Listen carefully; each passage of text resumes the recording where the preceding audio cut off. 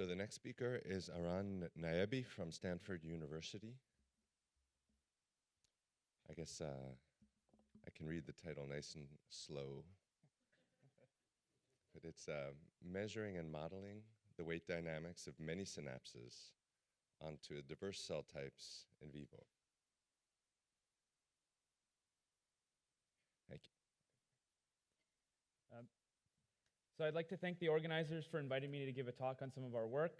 Today I'll discuss measuring and modeling the weight dynamics of many synapses onto diverse cell types in vivo.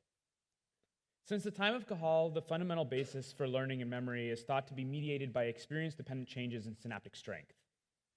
In order to test this hypothesis, one would have to measure the strengths of synaptic connections between neurons. However, it has generally been very difficult to measure changes in synaptic strength across many synapses over many days. Based on functional imaging, prior work has typically focused on spine volume, which only indirectly reflects excitatory synaptic strength. However, even with spiny excitatory synapses onto pyramidal cells, traditional two-photon microscopy methods have yielded different conclusions, primarily because not only does poor axial resolution limit the number of synapses detected, but people use different reporter lines, can use different analyses platforms, and there can be significant within-lab variation. So, for example, there's ambiguity here whether on day 4 there is a spine, and we observed it on day 0 and day 8, and so this could either be reported as a loss and a subsequent gain of a spine, or a failure to detect a persistent spine. Moreover, excitatory synapses onto inhibitory interneurons, such as those of PV cells, primarily reside on the shaft. So compared to the prior case of excitatory synapses onto excitatory neurons, where we saw protrusions, we can't even see them here, since just shaft synapses usually don't even have spines. Indeed, prior studies have so far focused on the day-to-day dynamics of the spine volume of synapses onto excitatory pyramidal cells in vivo or in culture.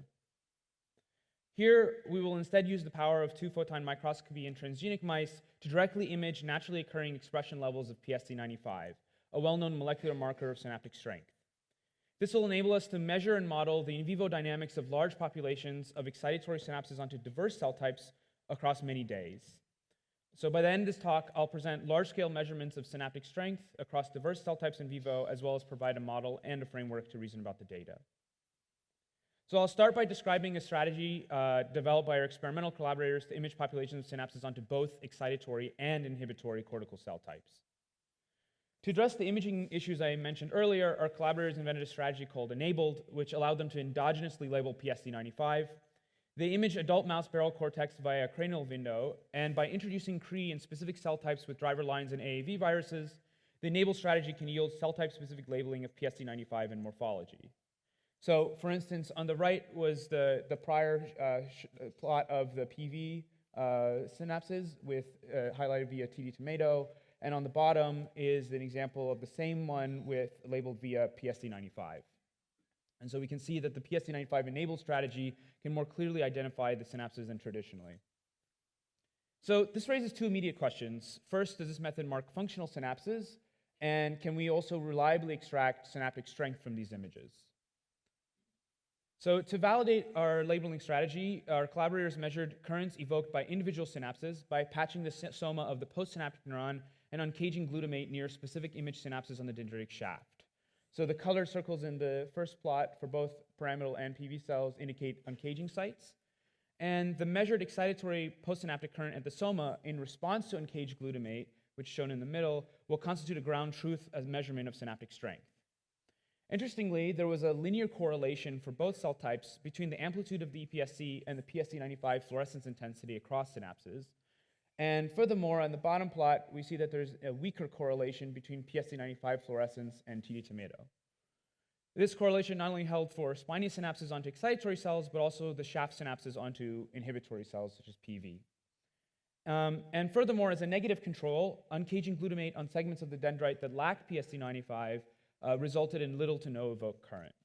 So in conclusion, these data demonstrate that the fluorescence intensity of individual synapses will serve as a reliable correlate of synaptic strength. And this allows us to track month-long longitudinal in vivo imaging of populations of synapses across excitatory and inhibitory cortical cell types, allowing us to track in an unprecedented fashion the simultaneous dynamics of hundreds of individual synaptic strengths in adult mouse barrel cortex. And we can observe many dynamic events in layer 2-3 pyramidal cell synapses, as well as reliably image excitatory synapses on inhibitory PV interneurons. So, for example, on the bottom, for the pyramidal cells, we see examples of persistent synapses in the blue, added synapses on the, for instance, on the 8th day, and another one that's eliminated on the same day as shown in the red. So now that we've established that we can track at least binary events, can we quantify robust differences in synapse stability between cell types? So we found that all cell types exhibited measurable synaptic dynamics. So over the course of imaging for 1 month, once every 4 days, we found that pyramidal cells underwent large synaptic turnover, recycling approximately 30% of their synapses, shown in the blue. And moreover, PV interneurons were markedly more stable, turning over approximately 5% of their synapses. So these differences show, for the first time, the excitatory synapses onto cortical interneurons are more stable than those onto pyramidal cells. So far I've discussed only binary events, but what about actual synaptic strength dynamics? So to address this question, we extract information about synaptic strength by looking at the integrated fluorescence intensity of an ROI that's centered around the synapse. This will yield dynamical trajectories of synaptic strength for all synapses along the dendrite. So for example, we see here examples of synapses whose synaptic strengths decrease over time, examples of synapses which are added later in the month, which I've circled in the top. And furthermore, we can track trajectories of all other synapses on the dendrite, which in this example will persist stably for the entirety of the month. So we now turn to the problem of modeling the synaptic dynamics to extract biological principles. This will allow us to answer several questions, both of which have biological predictions that I'll delve into. So for instance, with such a model, we can ask if the synaptic dynamics are time reversible and whether they follow additive or multiplicative trajectories. So to address these questions, we observed in the data that there are synapses which grow in intensity, as well as those that transition to weaker regimes of intensity, along with many addition and elimination events. So these changes can be intuitively modeled as probabilities of transitions in synaptic weight space. And a natural starting point, therefore, is a simple first-order Markovian model, and we can assess its accuracy in making long-term predictions about the population. So this would be one way of modeling the dynamics that would address the bottom two questions in an unbiased way. So for synapses onto each cell type, we bin synaptic strength into k-bins, and we fit a Markov transition matrix to the synaptic strength dynamics for each consecutive pair of imaging days, which in our case were spaced 4 days apart over the course of the month. And we reserve one state at the top of 0 to denote 0 synaptic strength, and higher values of k denoting increasing synaptic strengths. The Markov chain was obtained by fitting short timescale dependencies given the prior observation day. So each element of our transition matrix will denote the probability of the synaptic weights at the next observation day, t plus 4, conditioned on the state it was at on the prior day, t. And we can iterate this Markov chain to compute the distribution of synaptic strengths at any future time. So then the question naturally arises, how well can these Markov chains predict synaptic distributions over very long time scales?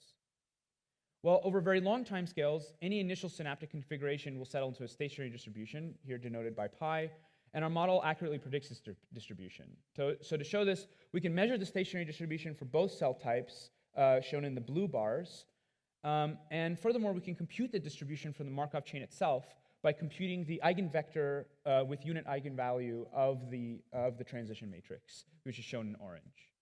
So as we can see, our measured empirical distributions match the derived model distributions to within bootstrap-based estimates of the error in the model's predictions. And moreover, synapses onto PV cells, shown on the right, exhibit a bimodal stationary distribution, while those onto pyramidal cells exhibit a monotonically decaying distribution. Moreover, for synapses onto pyramidal and PV cells, we see a systematic increase in variation along the transition matrices of both cell types. And this is a property which we'll actually examine more closely, leading us to the first question. So we now ask whether the dynamics are additive or multiplicative. So prior literature has posited two extreme models of synaptic change. One possibility is additive dynamics, whereby unobserved pre- and postsynaptic activity will lead to a random additive change in strength, which is shown on the first equation. And another possibility is multiplicative dynamics, where the same unobserved activity will lead to a multiplicative change in strength. And a key observable that differentiates these two models is how the average absolute change in strength scales with the current strength change. So in the additive model, this change will be independent of how strong the synapse currently is, as seen in the horizontal line, and in the multiplicative model, this change will be proportional to the current synaptic strength. So we'll next compute this observable to adjugate between these two models. Interestingly, for synapses onto both pyramidal and PV cells, we see strong evidence for multiplicative dynamics, both in our Markov model by looking at the conditional standard deviation as a function of increasing synaptic strength, and also in direct plots of absolute changes in synaptic strength conditioned on a given bin synaptic strength, as shown on the bottom for both cell types. So the next question that we can ask is whether synaptic dynamics are time reversible. So what does this mean? Well, to illustrate this, consider two 3-state Markov chains. The first on the left is time reversible or equivalently satisfies what's known as detailed balance, meaning that the amount of probability that flows from one synaptic state to another is equal to the amount of probability flowing in the reverse direction. The second chain on the right is cyclic and clearly does not satisfy detailed balance, as there is not an equal amount of probability going in the reverse direction. So we can now assess the degree to which the measured Markov chains for actual synaptic strength dynamics will satisfy detailed balance. And in fact, we find that the synaptic dynamics is indeed time reversible if we plot the probability of going from state I to J and back again for both cell types. So what implications might this property have? Well, as one natural implication, we can look at the conditional dynamics of synaptic strength from time since the addition of a synapse. So in this birth-triggered average, a synapse is born into a weak state and slowly grows over time, seen in the blue. And we could also consider the conditional dynamics of synaptic strength preceding the time of death. So in this death-triggered average, the synapse slowly loses strength up until it's eliminated, seen in the orange. And both processes remarkably unfold over a timescale of several weeks. So if synaptic dynamics is indeed time reversible, then the path to death on the right ought to be the reverse of the path from birth. And indeed, this is the case, as can be seen by transposing the path to death and superimposing it on the path from birth. And so this is an interesting and direct consequence of the time reversibility of synaptic strength dynamics as predicted by the Markov chain. So in conclusion, using a PSC95 enabled strategy, we can perform month-long in vivo imaging of populations of synaptic strength onto both excitatory and inhibitory cortical cell types. We see large synaptic turnover rates for synapses onto pyramidal cells, but stable rates for those onto PV interneurons. And we see an evidence of a stable baseline of time-reversible multiplicative synaptic dynamics across excitatory synapses onto multiple cell types. And this provides a first window into the stable baseline dynamics of large populations of synapses in vivo. So this baseline constitutes a benchmark for assessing directed changes in synaptic populations in future scenarios where animals are actually learning a task. And so now, 100 years after Cajal first posited the process of synaptic changes underlying learning and memory, we stand poised to directly see this process. With that, I'd like to thank my collaborators, especially Josh Melander, who heroically collected all of this data, as well as our experimental collaborators, Tianyi Mao and Haining Zhong, and Surya Ganguli, who advised on the theory, as well as both the Ganguli and Yemen's labs for their support, and as well as funding. Thank you very much.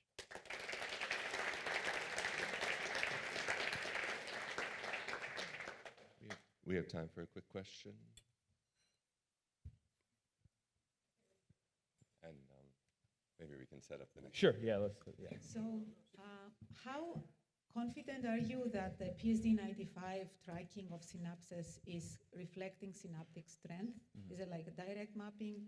Yeah, so that was the motivation for the glutamate uncaging strategy, where we showed that there was a linear correlation, at least, between the PSD95 fluorescence intensity and the amplitude of the evoked EPSC at the soma when you uncage glutamate near the dendrites.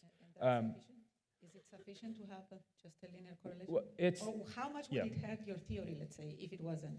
Well, I mean, I think the idea is we first show the linear correlation, and then moreover, I also showed that there is a weaker correlation between the TD tomato fluorescence and the PSD95 intensity. So, typically people have used spine volume in prior work to identify this. So what we've shown is that there's actually a weaker correlation between the spine volume and the observed EPSC amplitude, and there's a stronger correlation between PSD95, though not exact, with the synaptic strength. So of course there's going to be some but it's definitely better than before. Great. Yeah. Can I ask one more? Sure. And would you say from your data that interneurons are not so plastic if you don't really see changes? No, so basically I would say that, the changes that we're looking at are excitatory synapses on inhibitory interneurons onto PV cells. We're not looking at, for instance, inhibitory. So I can only say this turnover rate that we observed is smaller for the excitatory synapses onto the inhibitory interneurons, and at least compared to the excitatory synapses onto excitatory, like layer 2, 3. Yeah. Thank you. All right, let's thank the speaker for a wonderful talk.